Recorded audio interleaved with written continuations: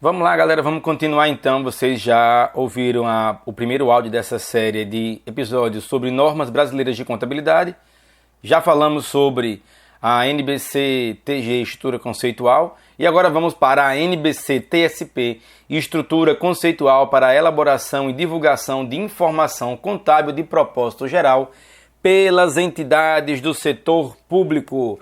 Olha só, se você já me segue há mais ou menos há alguns dias só, já deve ter percebido lá no canal do YouTube que eu falo muito em contabilidade pública, porque afinal de contas eu sou o contador de um órgão público, né? E para você que está chegando agora, professor Valmir Soares Júnior, esse é mais um áudio, mais um episódio da nossa série de normas brasileiras de contabilidade.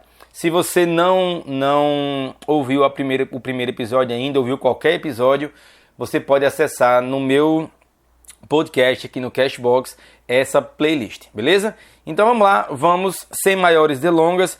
Esse áudio vai ficar um pouquinho menor que o anterior, o primeiro foi realmente absurdamente grande, mas vamos lá. Primeiro sobre a parte introdutória da norma.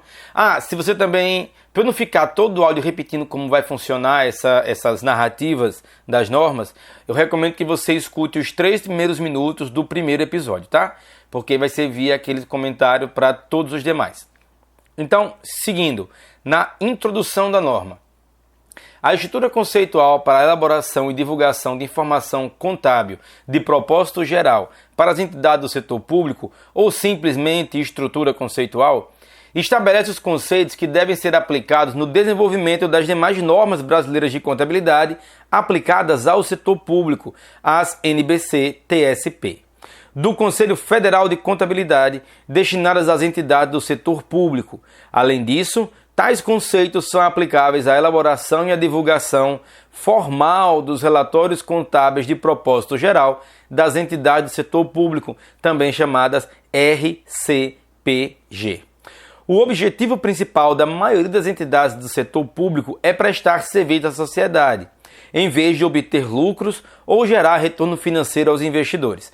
Consequentemente, o desempenho de tais entidades pode ser apenas parcialmente avaliado por meio da análise da situação patrimonial, do desempenho e dos fluxos de caixa. Os RCPGs, chama atenção que vou usar muito RCPGs para não ficar repetitivo, relatórios contábeis de propósito geral. Os RCPGs fornecem informações aos seus usuários para subsidiar os processos decisórios e a prestação de contas e responsabilização, accountability. Portanto, os usuários dos RCPGs, das entidades do setor público, precisam de informações para subsidiar as avaliações de algumas questões tais como: letra A, se a entidade prestou seus serviços à sociedade de maneira eficiente e eficaz. Letra B, quais são os recursos atualmente disponíveis para gastos futuros e até que ponto há restrição ou condições para a utilização desses recursos. Letra C, a extensão na qual a carga tributária que recai sobre os contribuintes em períodos futuros para pagar os serviços correntes tem mudado. E, letra D, se a capacidade da entidade para prestar serviços melhorou ou piorou em comparação com exercícios anteriores. Comentários importantes sobre o orçamento público. O governo e outras entidades do setor público elaboram seus orçamentos. No Brasil, a Constituição exige a elaboração do orçamento anual, a sua aprovação pelo Poder Legislativo e a sua disponibilização à sociedade. A legislação brasileira define que a peça orçamentária deve conter: a sociedade fiscaliza a gestão das entidades públicas diretamente, respaldada pela Constituição, ou indiretamente, por meio de seus representantes eleitos. O orçamento aprovado é utilizado como base para a definição dos níveis de tributação e de outras receitas, compondo o processo de obtenção de autorização legislativa para a realização do gasto público. Devido à importância do orçamento público aprovado, as informações que possibilitam aos usuários compararem a execução orçamentária com o orçamento previsto facilitam a análise quanto ao desempenho das entidades do setor público. Tais informações instrumentalizam a prestação de contas e a responsabilização, novamente termo conhecido por accountability, e fornecem subsídios para o processo decisório relativo aos orçamentos dos exercícios subsequentes. A elaboração de demonstrativo que apresenta e compara a execução do orçamento com o orçamento previsto é o mecanismo normalmente utilizado para demonstrar a conformidade com os requisitos legais relativos às finanças públicas. As necessidades dos usuários quanto a informações orçamentárias serão discutidas mais à frente. Sobre natureza e propósito dos ativos e passivos no setor público. No setor público, a principal razão de se manterem ativos imobilizados e outros ativos é voltada para o potencial de serviço desses ativos e não para a sua capacidade de gerar fluxos de caixa. Em razão dos tipos de serviços prestados, uma parcela significativa dos ativos utilizados pelas entidades do setor público é especializada, como, por exemplo, os ativos de infraestrutura e os ativos militares. Pode existir mercado limitado para esses ativos e, mesmo assim, eles podem necessitar de uma considerável adaptação para serem utilizados por outros operadores. Esses fatores têm implicações para a mensuração desses ativos.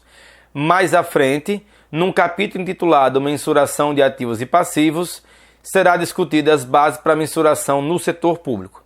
Vamos ao capítulo 1, Função, Autoridade e Alcance da Estrutura Conceitual. Sobre função. A estrutura conceitual estabelece os conceitos que fundamentam a elaboração e a divulgação dos RCPGs do setor público ou das entidades do setor público, os quais devem ser elaborados com base no regime de competência. O Conselho Federal de Contabilidade aplicará esses conceitos no desenvolvimento de futuras normas brasileiras de contabilidade aplicadas ao setor público, as NBC-TSPs, e as demais disposições aplicáveis na elaboração e divulgação dos RCPGs. Sobre a autoridade, em caso de eventual conflito entre esta estrutura conceitual e outras NBCs-TSP, prevalecem as disposições específicas vigentes, nestas últimas em relação às constantes na primeira. Significa dizer, norma específica prevalece sobre norma geral. As referências às NBCs-TSP abrangem as NBC-T16 nas partes não revogadas dessas últimas normas. Vale salientar que, nessa sequência, se estabelece uma hierarquia entre normas de contabilidade pública e que a NBC-T16 vem sendo atualizada e colocada em padrões internacionais até a sua total revogação em breve. Sobre relatório contábil de propósito geral das entidades do setor público, são os componentes centrais da transparência da informação contábil dos governos e de outras entidades do setor público, aprimorando-a e favorecendo-a. Os RCPGs são relatórios contábeis elaborados para atender às necessidades dos usuários em geral, não tendo o propósito de atender à finalidade ou necessidade específica de determinado grupo de usuários. Capítulo 2. Objetivos e usuários da informação contábil de propósito geral das entidades do setor público. Quanto aos objetivos da elaboração e divulgação dos RCPGs, podemos dizer que os objetivos de elaboração e divulgação da informação contábil estão relacionados ao fornecimento de informações sobre a entidade do setor público que são úteis aos usuários dos RCPGs para a prestação de contas e responsabilização, leia-se accountability, e a tomada de decisão. Mas quem são os usuários das RCPGs? Governos e outras entidades do setor público obtêm recursos dos contribuintes, doadores, credores por empréstimos e de outros provedores de recursos para serem utilizados na prestação de serviços aos cidadãos e aos outros usuários. Essas entidades são responsáveis pela gestão e utilização dos recursos perante os usuários desse serviço. Aqueles que provêm os recursos também requerem informações que sirvam de base para a tomada de decisão. Agora vamos falar mais um pouquinho sobre prestação de contas e responsabilização, dois termos que juntos são a tradução do termo em inglês accountability, e sobre tomada de decisão.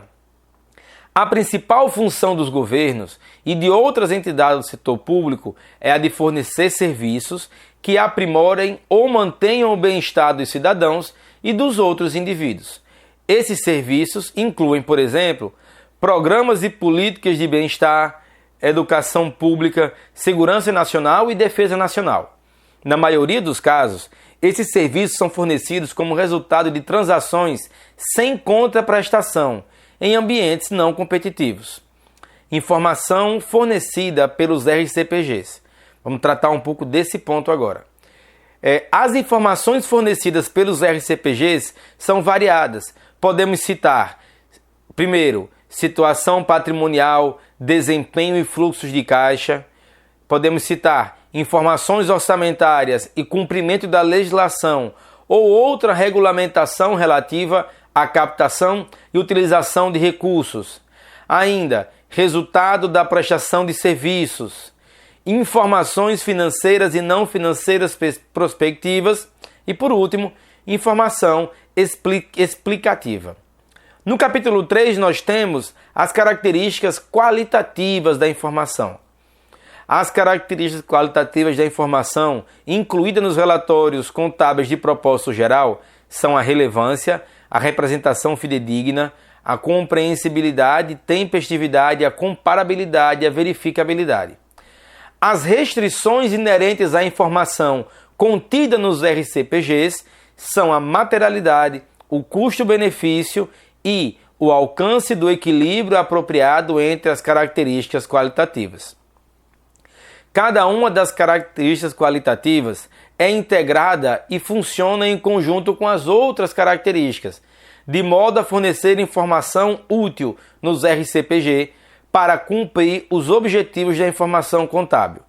Entretanto, na prática, talvez não seja provável, não seja possível alcançar todas as características qualitativas, e nesse caso, um equilíbrio ou compreensão entre algumas delas poderá ser necessário. Sobre relevância, as informações financeiras e não financeiras são relevantes caso sejam capazes de influenciar significativamente o cumprimento dos objetivos da elaboração e da divulgação da informação contábil. As informações financeiras e não financeiras são capazes de oferecer essa influência quando tem valor confirmatório, preditivo ou ambos. A informação pode ser capaz de influenciar e, desse modo, ser relevante, mesmo se alguns usuários decidirem não considerá-la ou já estiverem cientes dela. Sobre representação fidedigna. Para ser útil como informação contábil, a informação deve corresponder à representação fidedigna dos fenômenos econômicos e outros que se pretenda representar. A representação fidedigna é alcançada quando a representação dos fenômenos é completa, neutra e livre de erro material. Destaco, a representação fidedigna é alcançada quando a representação do fenômeno é completa, neutra e livre de erro material. A informação que representa fielmente um fenômeno econômico ou outro fenômeno retrata a substância da transação, a qual pode não corresponder necessariamente à sua forma jurídica. Compreensibilidade agora é o nosso tema. A compreensibilidade é a qualidade da informação que permite que os usuários compreendam seu significado. Os RCPGs devem apresentar a informação de maneira que corresponda às necessidades e à base do conhecimento dos usuários, bem como à natureza da informação apresentada. Por exemplo, as explicações acerca das informações financeiras e não financeiras e as informações adicionais acerca da prestação de serviços e outros resultados durante o exercício, além das expectativas para os períodos futuros, devem ser escritas em linguagem simples e apresentadas de maneira que seja prontamente compreendida pelos usuários. A compreensão é aprimorada quando a informação é classificada e apresentada de maneira clara e sucinta. A comparabilidade pode também aprimorar a compreensibilidade. Sobre tempestividade, tempestividade significa ter informação disponível para os usuários antes que ela perca sua capacidade de ser útil para fins de prestação de contas e responsabilização, accountability, e tomada de decisão. Ter informação disponível mais rapidamente pode aprimorar a sua utilidade como insumo para processos de avaliação da prestação de contas e responsabilização, accountability, e a sua capacidade de informar e influenciar os processos decisórios. A ausência de tempestividade pode tornar a informação menos útil. Tratemos agora sobre comparabilidade. Comparabilidade é a qualidade da informação que possibilita aos usuários identificar semelhanças e diferenças entre dois conjuntos de fenômeno.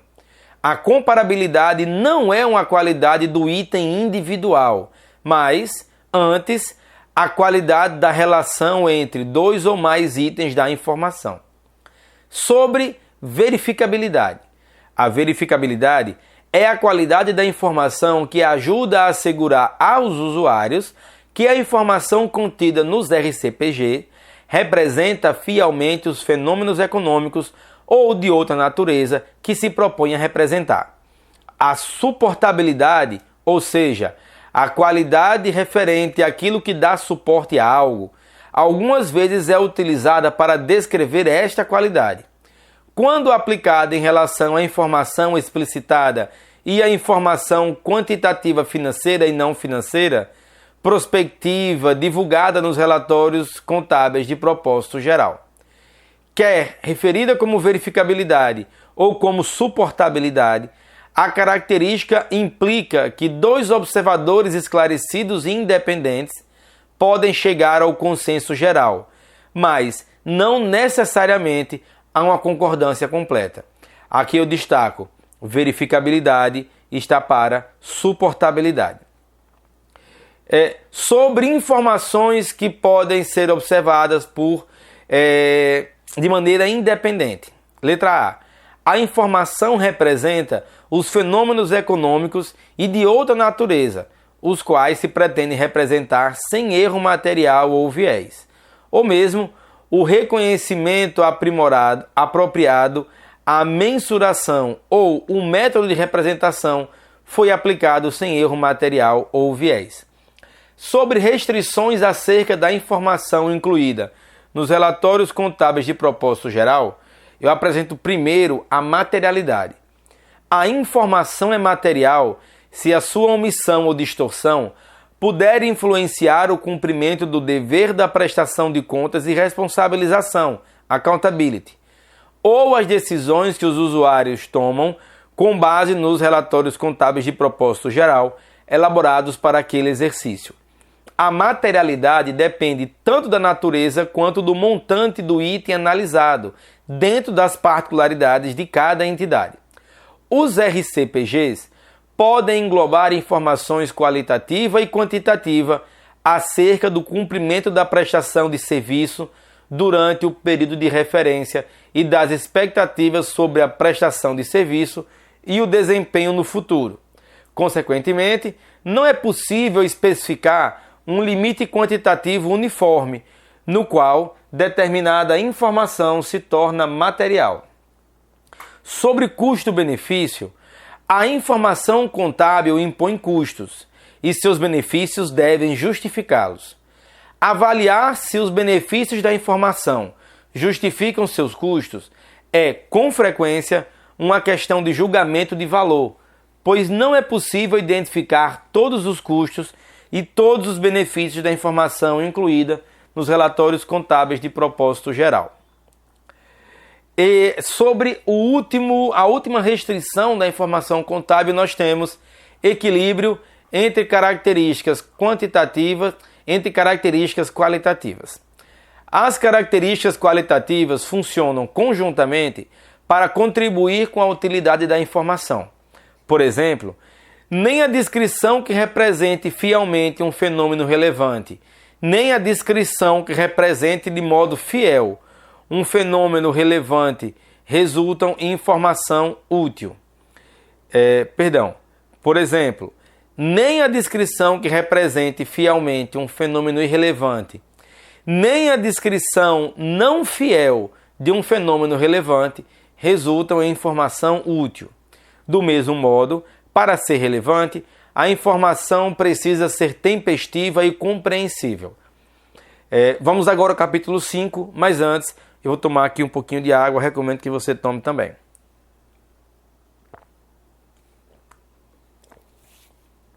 Capítulo 5.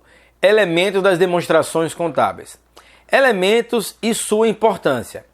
As demonstrações contábeis retratam os efeitos financeiros e não financeiros das transações e outros eventos ao agrupá-los em classes amplas que compartilham características econômicas comuns.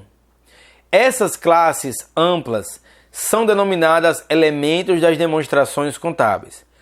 Os elementos correspondem às estruturas básicas a partir das quais as demonstrações contábeis são elaboradas. Essas estruturas fornecem um ponto inicial para reconhecer, classificar e agregar dados e atividades econômicas de maneira a fornecer aos usuários da informação que satisfaça aos objetivos e atinja as características qualitativas da informação contábil, levando em consideração as restrições sobre a informação incluída nos relatórios contábeis de propósito geral. Sobre elementos, os elementos definidos aqui são ativo, passivo, receita, despesa, contribuição dos proprietários, distribuição aos proprietários. Ativo é um recurso controlado no presente pela entidade, como resultado de evento no passado. Passivo é uma obrigação presente, derivada de evento passado, cuja extinção deva resultar na saída de recursos da entidade. Situação patrimonial líquida, outros recursos e outras obrigações. Falemos desse ponto agora. A situação patrimonial líquida é a diferença entre os ativos e os passivos após a inclusão de outros recursos e a dedução de outras obrigações, reconhecida na demonstração que evidencia a situação patrimonial como patrimônio líquido. A situação patrimonial líquida pode ser um montante residual positivo ou negativo. Sobre receita e despesa, receita corresponde a aumentos na situação patrimonial líquida da entidade, não oriundos de contribuições dos proprietários. Já a despesa corresponde a diminuição na situação patrimonial líquida da entidade, não oriundo das distribuições aos proprietários. Sobre superávit ou déficit no exercício, o superávit ou déficit na entidade para o exercício é a diferença entre as receitas e as despesas que constam na demonstração que evidencia o desempenho das entidades do setor público. Adentremos agora no capítulo 7, mensuração de ativos e passivos nas demonstrações contábeis. Sobre as bases de mensuração para os ativos, eu falo primeiro do custo histórico. Custo histórico de um ativo é a importância fornecida para se adquirir ou desenvolver um ativo, o qual corresponde ao caixa ou equivalente de caixa, ou o valor de outra importância fornecida à época de sua aquisição ou desenvolvimento.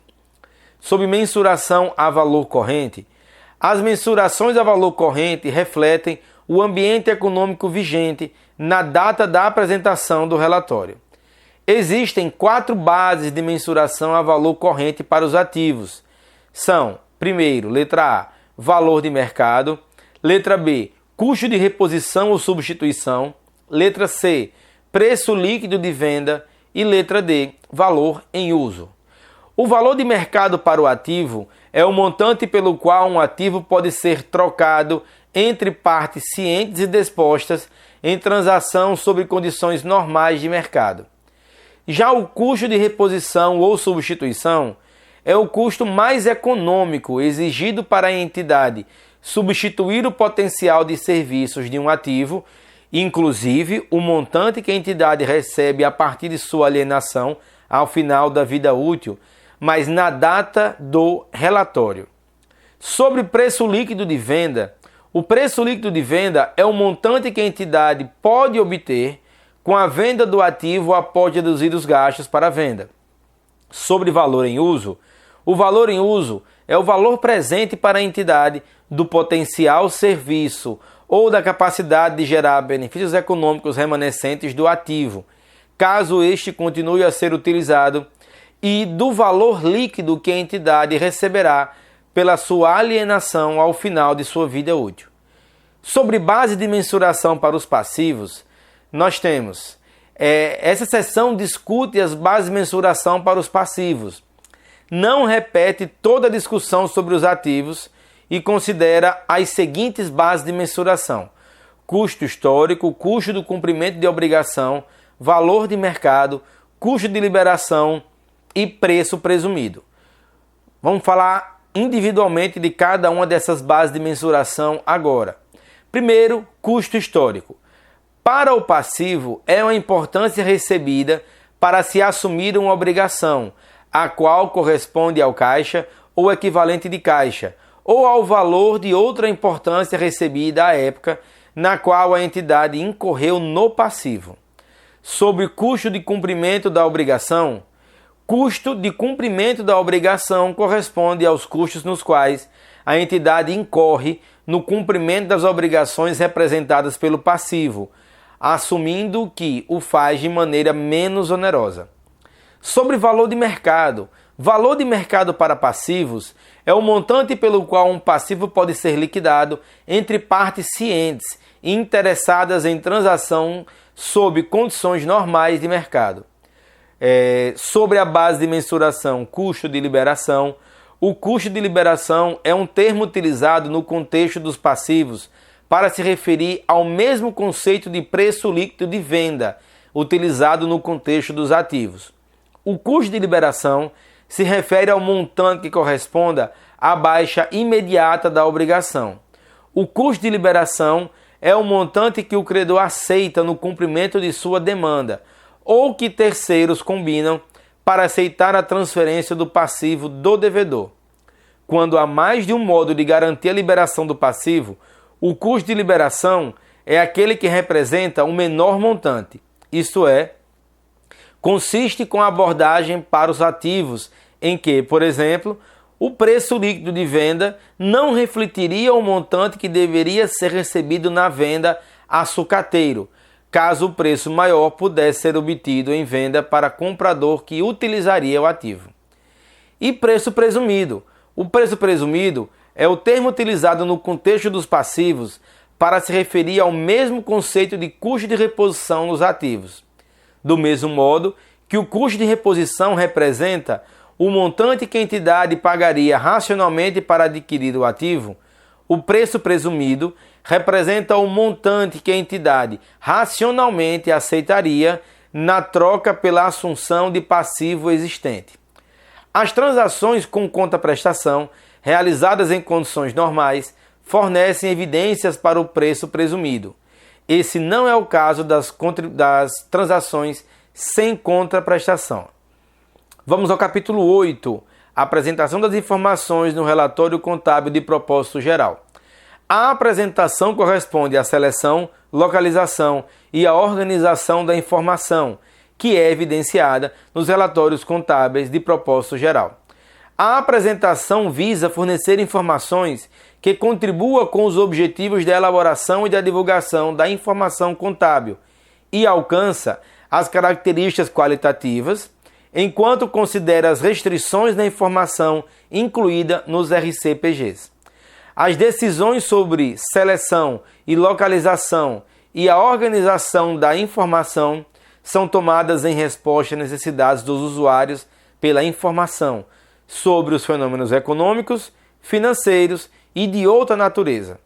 As decisões sobre a apresentação podem, letra A, resultar no desenvolvimento de novo RCPG, na movimentação da informação entre os relatórios ou na fusão de relatórios existentes.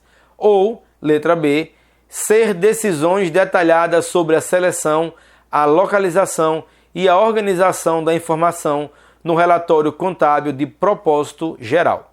Pessoal, ficamos aqui ao fim com essa norma, a NBC TSP Estrutura Conceitual, Espero que você tenha aproveitado. Fica aí para seguir nos próximos episódios dessa série de podcasts, onde a gente está trabalhando normas brasileiras de contabilidade. Beleza? Aqui é o professor Valmir. Lembra de curtir esse episódio e divulgar para os seus colegas. Forte abraço, bons estudos e até mais.